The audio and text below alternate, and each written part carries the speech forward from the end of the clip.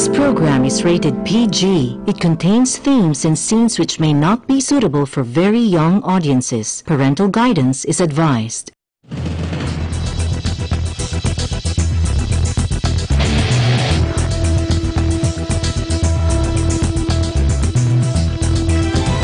We're working to connect a region of over 600 million bridges between our lands.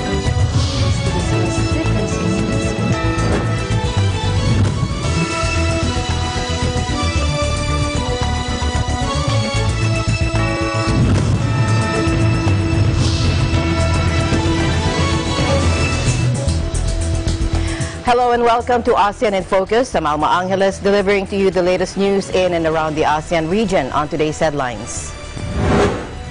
105 are now believed to be dead and at least 20 missing after landslides and floods triggered by Tropical Depression Usman devastated the Bicol region. The death toll from a landslide triggered by heavy rains in Indonesia's West Java province has risen to at least 15 people. Foreign Secretary Jeremy Hunt says it can draw encouragement from Singapore on how gaining independence in 1965 did not make the republic more insular but more open.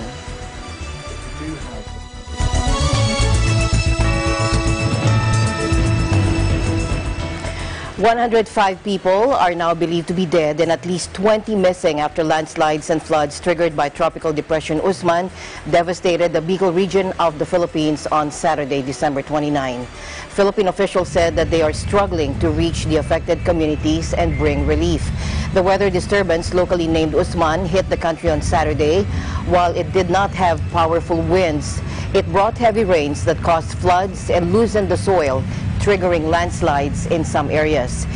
NDR RMC spokesman Edgar Posada said Usman also directly affected 45,348 families or 191,597 people from 457 barangays in Bicol, Eastern Samar, and the Cavite, Laguna, Batangas, Rizal, Quezon or Calabarzon region, as well as in Mindoro, Marinduque, Romblon, Palawan or Mimaropa. Department of Social Welfare and Development, DSWD Secretary Rolando Bautista, has ordered the department's regional office to speed up release of burial assistance to the storm victims. DSWD spokesperson Glenda Releva added the agency will also provide housing assistance of 15,000 pesos to those whose homes were damaged and 30,000 pesos to families whose homes were totally destroyed. Meanwhile, damages and losses brought about by Tropical Depression Usman increased to 816.17 million pesos, and that is according to the latest bulletin issued by the Department of Agriculture, Disaster Risk Reduction and Management Operations Center at 8 p.m. on Wednesday. The estimated volume of production loss was 18,634 metric tons, and damaged agricultural areas was 40,075 hectares, affecting 36,902 farmers and fisher folks in the provinces of Albay, Camarines Sur, Catanduanes, Sorsogon, Northern Samar, and Samar. The DA explained that the 431.21 million peso damage losses reported earlier does not include the report from Region 8, Eastern Visayas, due to lack of details on the value of production loss, with only the area being reported. For fisheries, some 871.50 worth of tilapia, crab, shrimp, bangus, sugpo, and fish corals were lost, affecting 90 fisher folks in Camarines Norte and Sorsogon. The DA also reported initial damage to agricultural facilities, particularly in small-scale irrigation worth 500,000 in the provinces of Camarines Sur and Sorsogon. Meanwhile, the country will experience generally fair weather Thursday as the northeast monsoon is affecting Luzon and the Visayas. In its 7 a.m. weather bulletin, the Philippine Atmospheric, Geophysical and Astronomical Services, or PAGASA, said regions of Cagayan Valley, Cordillera, and the provinces of Aurora and Quezon will have cloudy skies with isolated light rains caused by the northeast monsoon. Metro Manila, Visayas, and the rest of Luzon will be cloudy to cloudy with isolated light rains due to the northeast monsoon.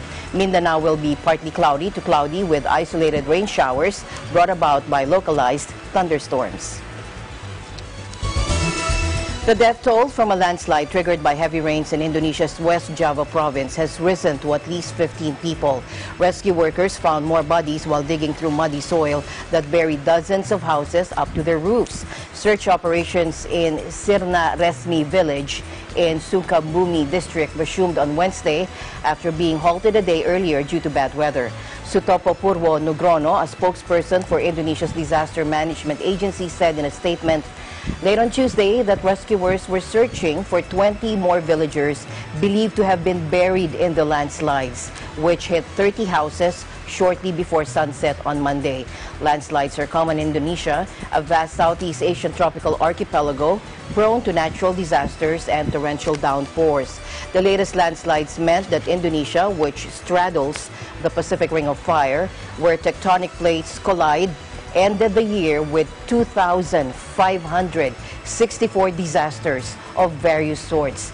They included devastating tsunamis that hit central Sulawesi in September, killing thousands, and Lampung and Banten just before Christmas that claimed the lives of more than 400 people. Meanwhile, new cracks have emerged on the Anak Krakatau volcano, prompting the Indonesian authorities to urge those in the vicinity to be on the alert in case a collapse sets off another tsunami. Dr. Dwi Korita Karnawati, head of the Meteorology, Climatology and Geophysics Agency, said, of course, the hope is that it will not be like that, like what happened on December 22, but we ask the public to be vigilant when they are in the 500-meter zone around the coast. A section of the volcano slope collapsed after it erupted that day, sliding into the ocean and displacing massive amounts of water that sent waves up to 5 meters high, crashing into densely populated areas on Sumatra and Java Islands. Dr. Vikarita said that 2 new cracks appeared after the volcano's height dropped from 338 meters to 110 meters following its eruptions. Now, President Joko Widodo spent the first working day of the year in Lampung on Sumatra Island. It was one of the areas worst hit by the tsunami that left more than 400 people dead and over 14,000 injured. He has ordered the building of new housing in the Regency of South Lampung, about 400 meters from flattened homes. About 110 people died in the region, or in the Regency. The high toll was because many homes were on the beach. And the government hopes to include disaster management in elementary and high schools. Meanwhile, the Organization for Economic Cooperation and Development, or OECD, said 4 major Southeast Asian cities are at risk for an expected rise in sea levels amid their current inability to manage flooding. According to OECD Green Growth Studies, which evaluated Bangkok, Bandung, Indonesia, the northern Vietnamese port city of Haiphong, the Iskandar region of Johor in the south of peninsular Malaysia, and Cebu in the Philippines, all except Bandung were vulnerable over the long term to both rising sea levels and ocean storm surges, as well as localized flooding emanating from intense rainstorms. The OECD said Asia suffers disproportionately from losses caused by natural disasters. Among the faults found were the absence of comprehensive hazard assessment and mapping, putting low-income communities at risk in times of disaster. The study also found that Cebu was the most advanced among the 5 cities. In the Philippines, disaster management plans are mandatory under the Disaster Risk Reduction Management Act, or Republic Act number 10121. And enabling laws also ensure that the sufficient financial resources are allocated to local government units to implement disaster risk reduction programs. However, the OECD said the implementation at the city levels is a challenge. Among 13 local government units in the Cebu area, only 1 has completed disaster risk reduction management plans.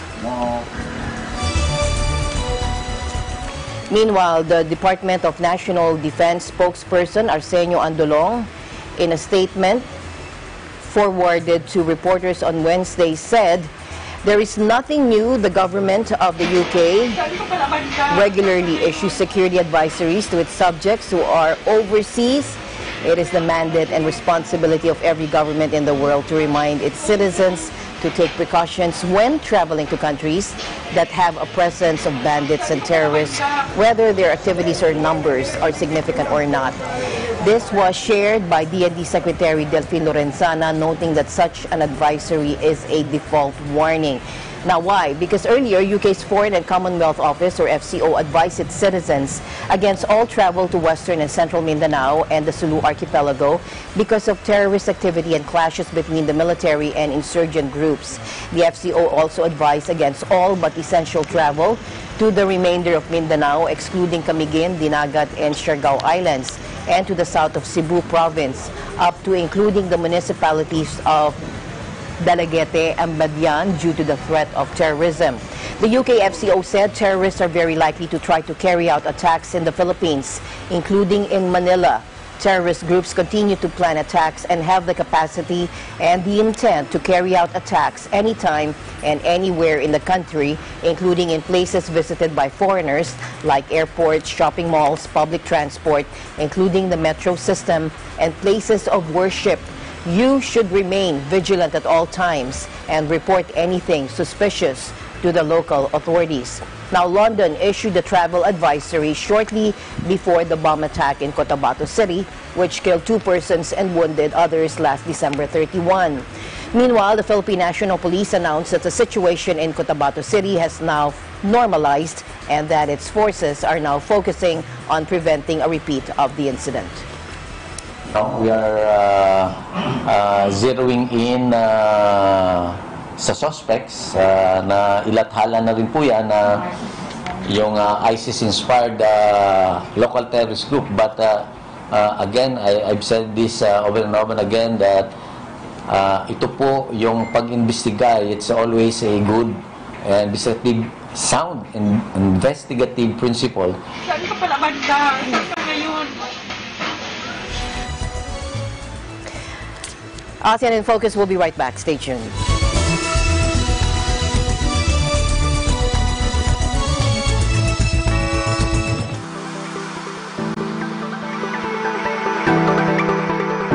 Mula po rito sa lungsod ng Puerto Princesa, kami po ay masayang bumabati sa lahat ng televiewers ng Net25 sa buong mundo ng Happy New Year!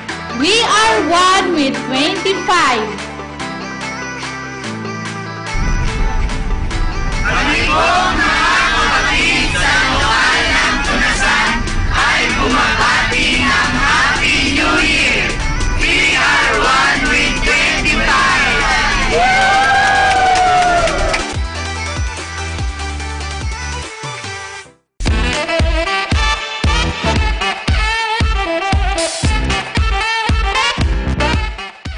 Hi guys, I'm Ariel.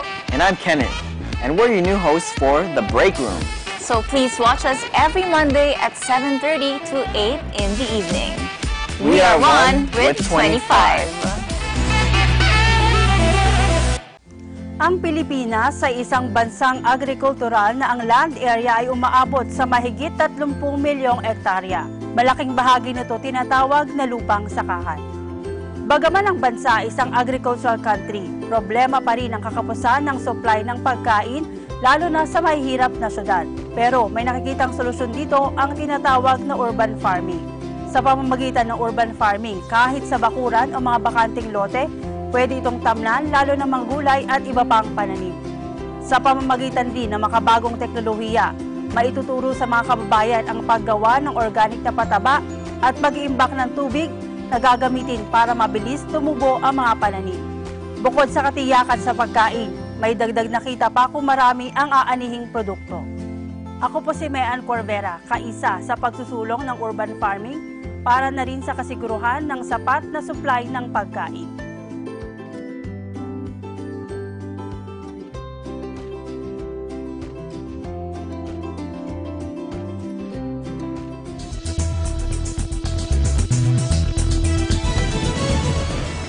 The acceleration of consumer prices likely ended 2018 in the 5% territory, according to a private economist, as index heavyweights are seen to pull inflation during the month. Recent analysis from ING Bank Manila showed inflation likely fell below 6% in December 2018 as the cost of food and energy-related items declined significantly during the month. ING Bank Manila senior economist Nicolas Mapa said supply chains are already starting to normalize and global energy prices are planning faster than the rate of increase seen earlier this year. He said the fourth quarter harvest season and imports of grains have helped stabilize the supply and price for most food items, with the latest government bulletin showing second week December rice inflation at 10.03% compared to November 2018's 14.46%, Mapa noted. Meanwhile, he said domestic pump prices have tracked the free fall rather, seen in Dubai oil prices, with gasoline prices now pre-2018 tax reform levels, with diesel not far behind. The November-December plunge convinced transport fare adjustments to be rolled back, although the government has decided to proceed with the second tranche of its excise tax adjustment to fuel, both gasoline and diesel, of 2 pesos for 2019.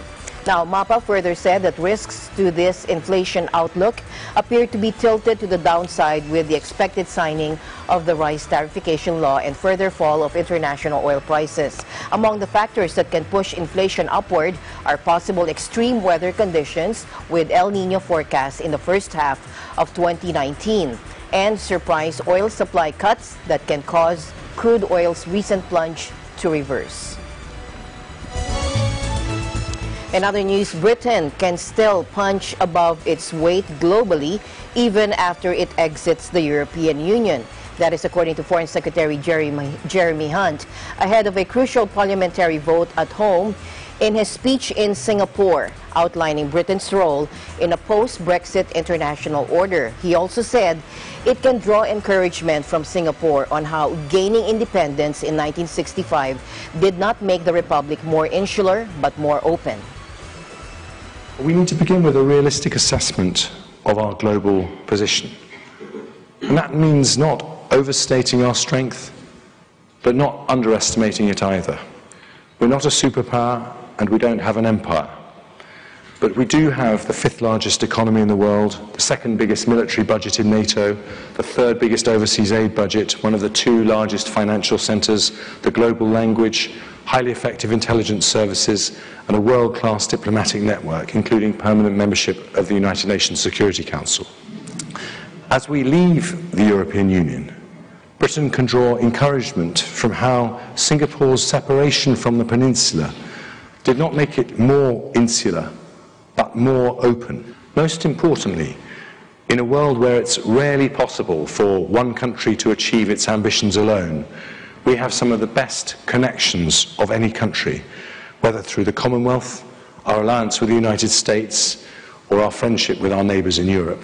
And these connections mean that in this part of the world, Britain is amongst only a handful of European countries with an embassy or a high commission in every member of the Association of Southeast Asian Nations. We're not a superpower. Meanwhile, a law requiring internet companies in Vietnam to remove content communist authorities deemed to be against the state came into effect on Tuesday, in a move critics called a totalitarian model of information control. The new cybersecurity law requires internet companies to remove content the government regards as, quote, toxic. Tech giants such as Facebook and Google will also have to hand over user data if asked by the government and open representative offices in Vietnam. The communist country's powerful Ministry of Public Security, or MPS, published a draft decree on how the law may be implemented in November, giving companies which offer internet service in Vietnam up to 12 months to comply. MPS has also said the bill was aimed at staving off cyber attacks and weeding out hostile and reactionary forces using the internet to stir up violence and dissent, according to a transcript of a question and answer session with lawmakers in October. In response to the law, which was approved by Vietnam's rubber stamp parliament last June, Facebook said they are committed to protecting the rights of its users and enabling people to express themselves freely and safely. Hanoi has said Google is taking steps to open up an office in Vietnam to comply with the new law. And staying in Vietnam, Da Nang, in cooperation with the European Union, has launched a pilot project to develop solar energy in the city. The Da Nang Energy Conservation and Technology Consultant Center, or DECC, under the city's Department of Science and Technology, will design and install solar energy systems at Da Nang General Hospital, the Oncology Hospital, 2 schools and 6 households on a pilot basis, and build a database of solar power capacity in the city, as well as a policy framework for clean energy development. The project, funded by the EU to the tune of $447,000, aims to increase accessibility to clean energy and raise awareness among businesses and households on solar power, energy saving, and environmental protection. It also aims to be a good example for localities in Vietnam to promote mass use of renewable energy technology at household and public buildings. A number of supermarkets in Bandung have started to implement the ban on plastic bags on January 1, 2019, and replace disposable plastic bags with used cardboard boxes in cases where customers forget to bring their reusable shopping bags. Bandung is the only Indonesian region to implement this green solution, since Bali and Bogor City have also issued a ban on the use of disposable plastic bags in a number of shopping locations. Despite supporting the government's attempt to reduce plastic waste, this move was met with slight resistance from the Indonesian Plastic Industry Association, which urged regional governments to reconsider the ban and think of a better solution. Officials talked about disaster preparations after picture postcard Tanjung Lesung, a cornerstone of Indonesia's bid to supercharge its tourism industry, was pummeled by a deadly tsunami that raised fresh questions about the tourism sector's plans for coping with earthquakes, floods, volcanic eruptions, and tsunamis. Take a look.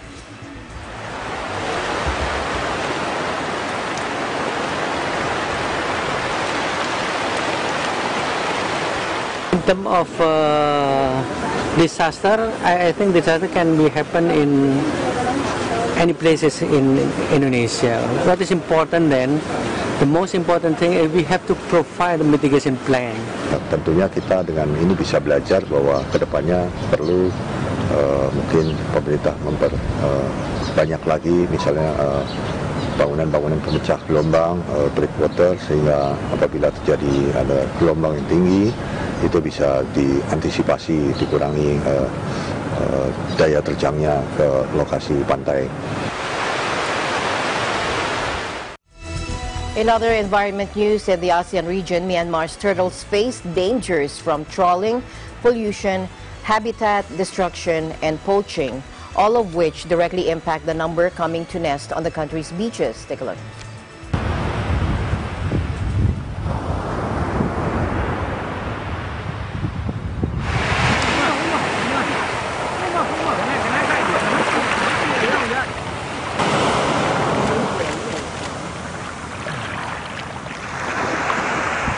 Deaf အရွယ်ပေါ့ဒီအရွယ်ရောက်လာတဲ့အရွယ်ที่ဖြစ်လာနေတာဒီ1000လွတ်မှ2ကောင်လောက်ဖြစ်မယ်လို့ဆိုတယ်အဲ့ဒီရဲ့ဆိုတာဒီလွန်ခဲ့တဲ့နှစ်20ရာပဲဖြစ်တယ်အခုကသူ့တဲ့ရော့ဖို့ပဲလည်းပြင်ညံမှုကဟိုးရင်းနေဆိုင်အများကြီးပို့လာတယ်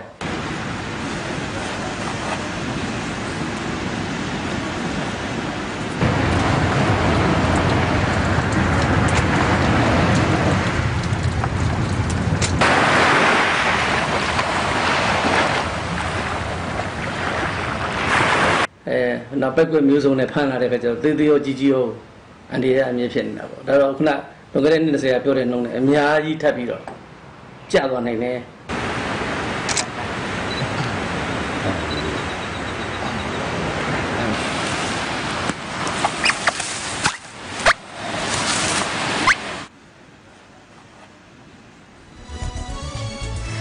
And that is the latest news in the Southeast Asian nations. Stay updated about the ASEAN region. I'm Alma Angeles, always one with 25.